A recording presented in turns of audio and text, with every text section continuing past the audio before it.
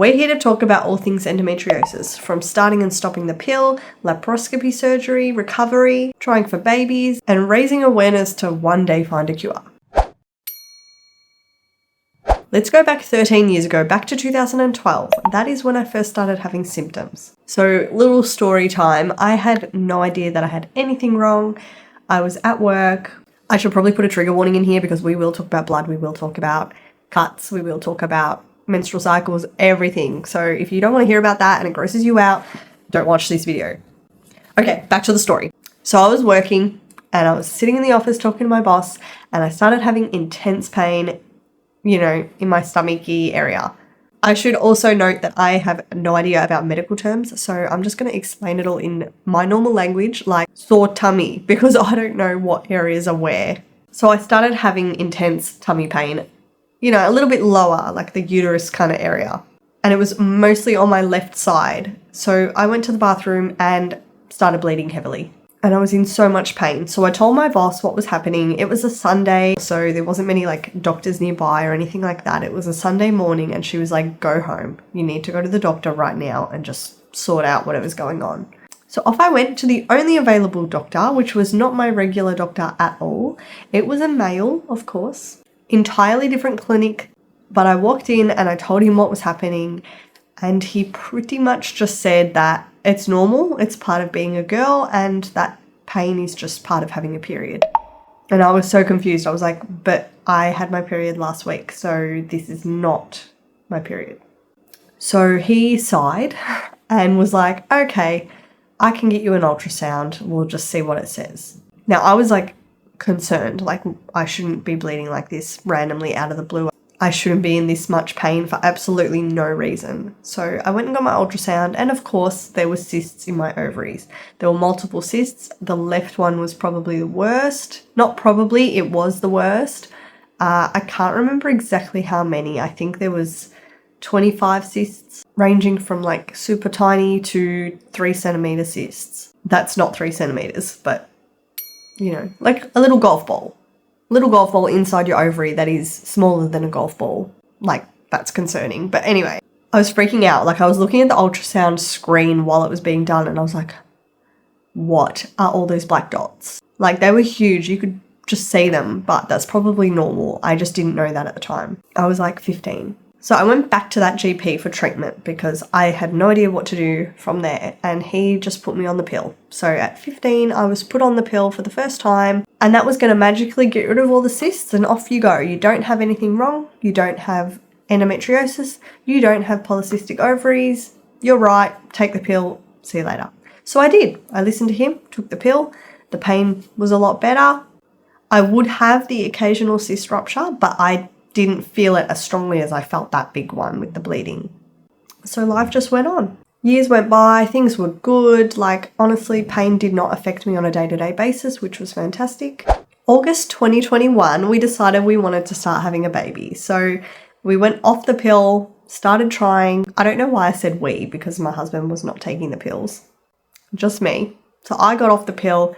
We started trying. It actually took, I think, 3 months. So the last week of October, I had my COVID vaccination, and the same day I fell pregnant. I was actually surprised that it was so quick. 3 months is very quick to be trying for a baby. And for some reason in my head back then, I always had this underlying thought that I wouldn't be able to have children. And for some reason, it just happened for me. I'm not trying to say that that's normal in any way or that's what you can expect. It just happened for me that way. And the reason I thought that I would struggle was because we have got a huge family history of fertility issues. So the pregnancy went on for 9 months and it was a horrible time, but I can talk about my pregnancy story another day. It was not great. My little man entered the world. Things were good, but all of a sudden I had this pain all the time. So the first 6 weeks were the postpartum recovery and you expect a bit of pain. But after that, I sort of just had very painful periods, very, very painful ovulation. My ovulation was way more painful than the periods. I definitely was taking the pill after he was born because I was instructed to by doctors and I wasn't ready to have another baby instantly. But I was just having all these pains down there that were just so weird. Like my stomach was so sore. At this point, I wasn't frequently using a heat pack. I just thought it was part of postpartum. I just thought maybe my body takes longer to recover. It got to the point where I did start to think, now this is freaking gross, but I did start to think, has there been something left in there, like placenta or something? Like, I don't know, is there something that's still in there that needs to get like cleaned out? Do I need like a D&C or something like that? Because I just felt like there was something in my body that was causing this pain. It wasn't normal to have this pain. I also had such bad morning sickness through the pregnancy that did not really stop. So I wasn't being sick in the mornings or anything anymore, but I just felt that nausea all the time. But at that stage, my life was still manageable. Like I could still go out and do things. I could still go to play centers. I could still go to kids' parties, events. I could stand up all day. It was fine. Anyway, things were okay. So in October, we decided we were going to get off the pill again, same month for some reason, October off the pill, and we were going to start trying for another baby. But because I'd been feeling so nauseous and stuff all the time, we just thought we'll just take it slow, we'll see how we go, there's no rush, we'll just get off the pill to start with, and hopefully that'll make me feel better. Like I was starting to blame the pill. I was like, maybe that's what's making me feel so sick all the time. Maybe that's what's causing all this pain. I had like hair loss, like I don't know if you can see, my hair is like quite thin up the top here, and I thought, oh, maybe the pill's doing that. Like I don't want all these extra hormones in my body. So there was a multitude of reasons why I got off the pill in October, but the main one was to start preparing my body to fall pregnant a little bit easier, considering what was going on with my body. I was so hopeful. I thought everything was going to change, and instantly, after like 1 week not on the pill, my body just had a huge crash. I started having major stomach issues, IBS symptoms, honestly, primarily constipation. Sorry to talk about this on the internet, but I just want other people that are going through similar things to just fully relate. I'm not going to leave out bits and pieces that are gross. I just felt sick all the time. My stomach was in so much pain, like my, uterus kind of area was in so much pain.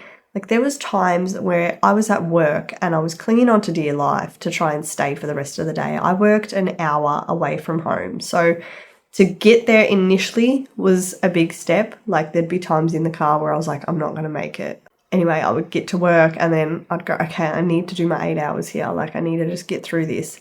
And I'd be putting ice packs and stuff like that underneath my t-shirt, like tucking them into my pants, putting my top on top, trying to like hide the fact that I've got an ice pack there. At the time, I didn't know about the electronic rechargeable heat pads. If I did, that would have been a life changer back then. But every day was a struggle. Like I didn't know how long I'd last. I didn't know what food was going to make me sick. Every time I ate, I kept feeling sick. I forgot to mention, during that postpartum 2 years, I went to the doctor about my stomach issues, thinking, why do I have a sore stomach? Why is this bloating so bad? Like my stomach would look like I'm 3 months pregnant.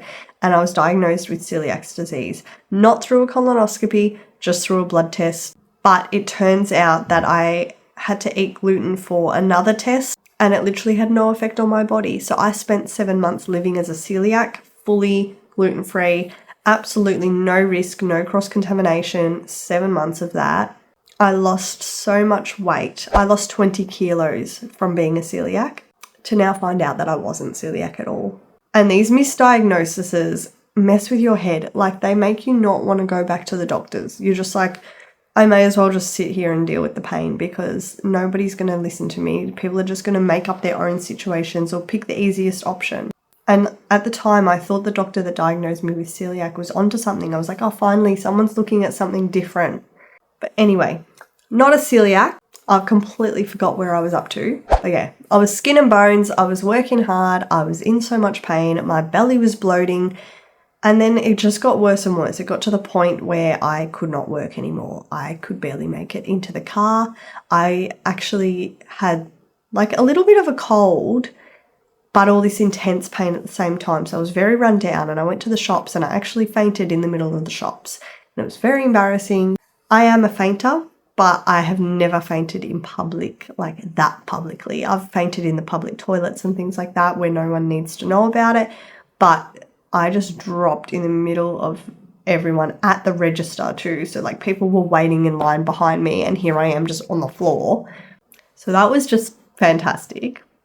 But that was the point where I knew I needed to stop. Like I needed to look after my health. I needed to leave my job and I needed to find something to do while I'm at home because I really couldn't function like that anymore. I actually wasn't allowed to drive because of the fainting. I had to be on medication for a little while. I couldn't tell you what medication I was on. It was just one to stop the dizziness and stuff like that.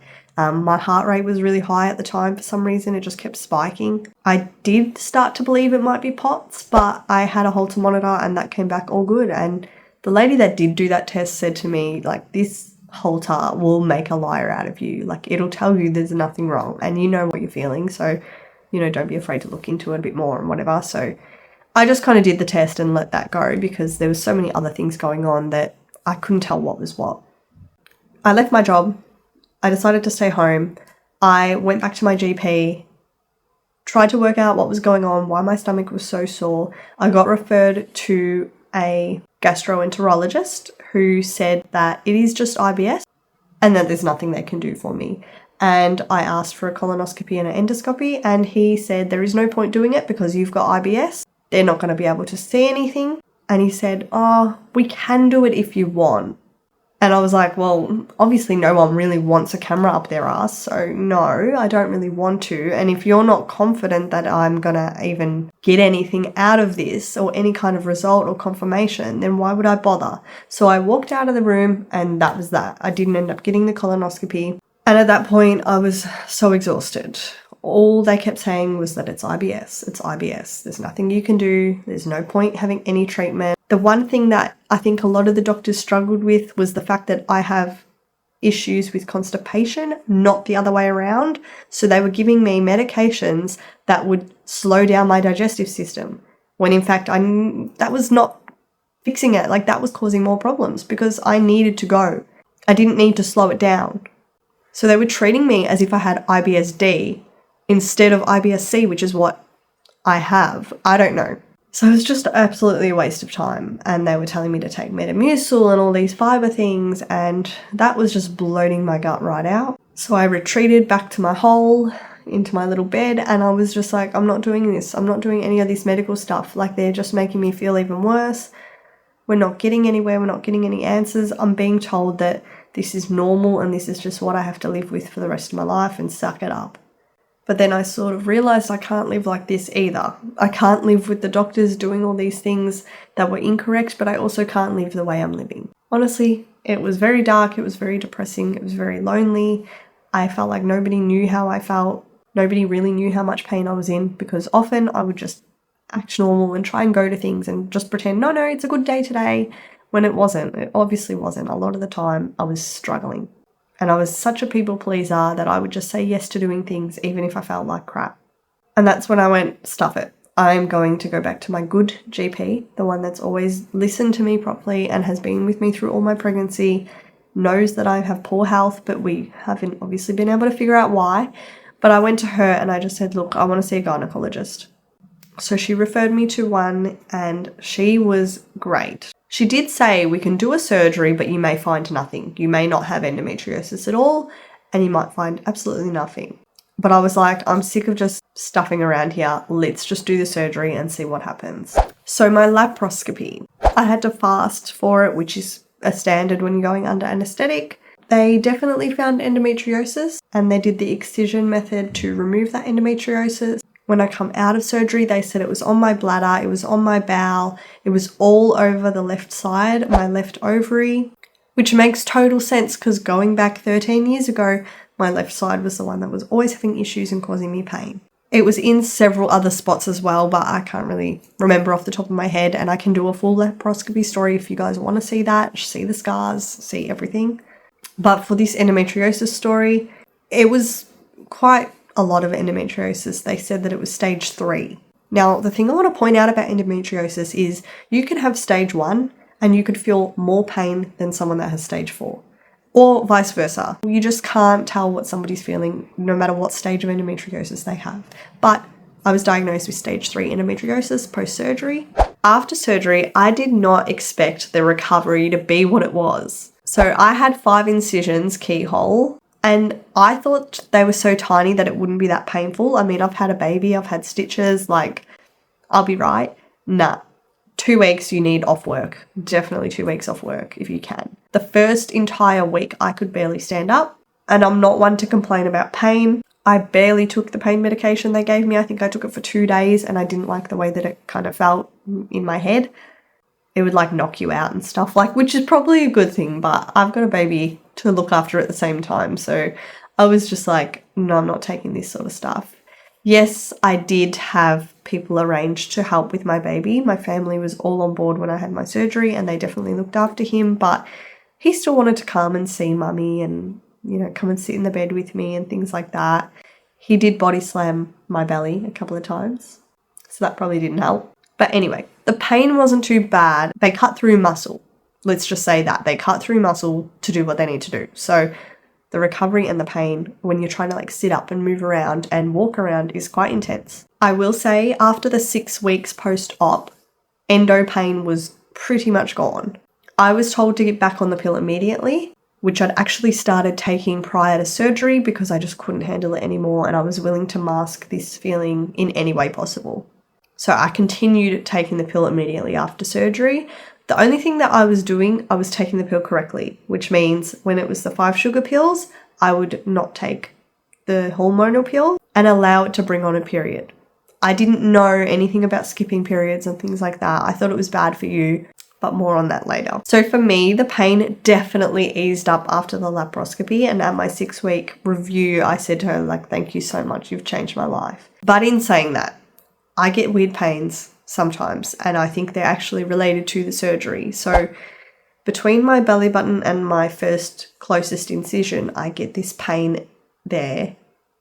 And it almost feels like a hernia or something. Maybe there is a hernia. Maybe I need to actually get a scan. But I don't know. It's like this little like pain. And I seriously sometimes think, come on, like when can this be over? Like, do I need another procedure already? Or do I need a surgery for something else? I have had less stomach pain. I do still get bloating, but that I think is due to stomach issues. So I very clearly, since having the laparoscopy, have realized I've got other issues as well. The endo pain is so much more manageable, but there's definitely something else going on in there.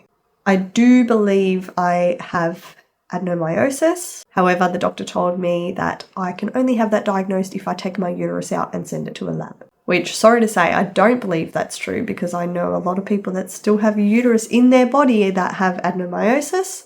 Things are still painful, let's just say that, and I definitely think that that's what's going on as well, but I've accepted there's nothing you can do about that other than having a hysterectomy.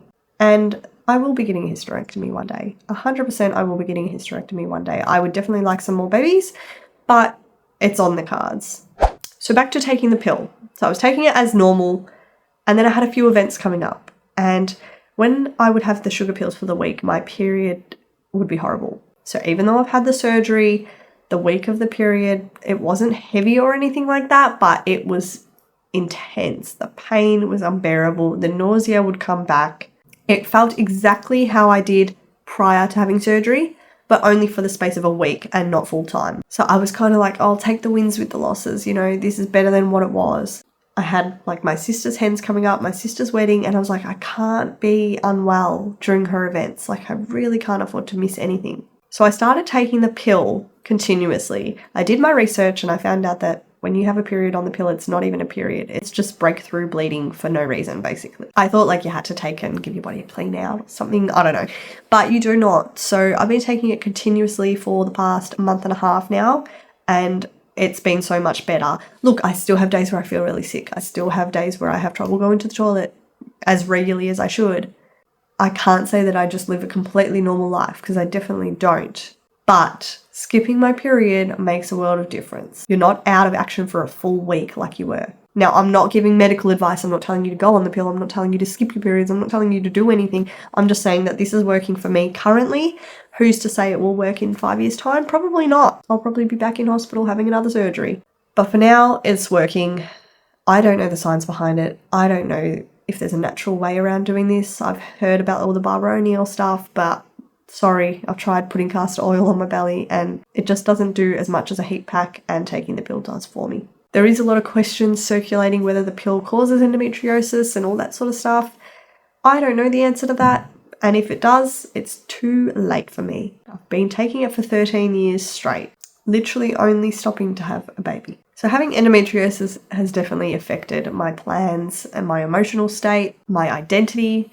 You have to sort of accept that this is the way that your life is and that you could be in pain at any moment. And I'm not saying to just be like me and sit there and just wait for the pain to happen, but having this diagnosis does involve a lot of grieving. You grieve the life that you once had. You grieve the freedom that you once had. You grieve being able to make plans and be careless and not think about your health. Being able to go out and eat what you want and not feel sick and not have to lay down and not have to put heat back on after it.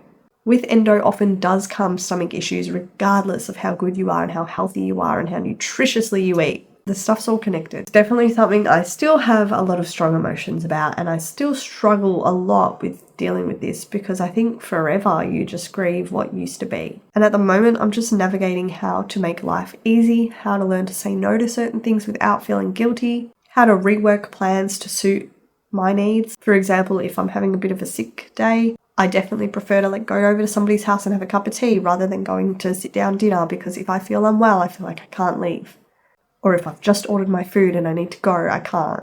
I feel like my mentality has just changed. Wherever I go, I need to look for the nearest toilet just in case, and I need to have an escape plan. And I know that sounds bloody ridiculous, but it's true. I need to go, okay, is there a space that I can go outside and just be by myself if I need to just, take away a bit of nausea or take away a bit of the anxiety? And that's the other thing. The anxiety, for me, I already had pretty severe anxiety. It well and truly absolutely has peaked throughout this endometriosis journey.